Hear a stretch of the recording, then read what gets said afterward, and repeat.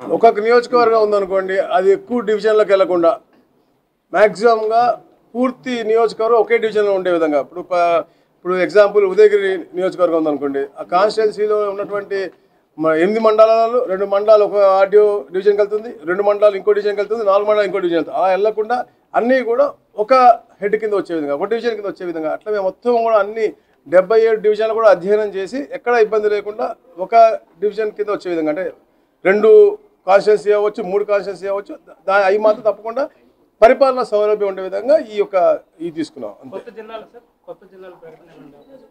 దాని మీద పూర్తిగా అధ్యయనం చేస్తూ ఉన్నాం. గతంలో మేము ఇచ్చిన ప్రామిసెస్ అవ్వచ్చు, చెప్పే కదా, ఏదో అశాస్త్రీయంగా చట్టంలో జరిగినాయో అవన్నీ కూడా సరి చేసుకుంటూ ఎక్కడెక్కడ అవసరం ఉంటాయి డెఫినెట్లీ అన్నీ డిస్కస్ చేస్తాం. దాంతోపాటు ఇంకొకటి కూడా అడిషనల్ కూడా రావచ్చు, దాని గురించి అన్నీ డిస్కస్ చేస్తాం. సమయం వచ్చినప్పుడు తప్పకుండా గౌరవ ముఖ్యమంత్రి గారి ద్వారా మీకు వస్తాయి. ప్రస్తుతానికి అయితే ఏం లేవు. Thank you.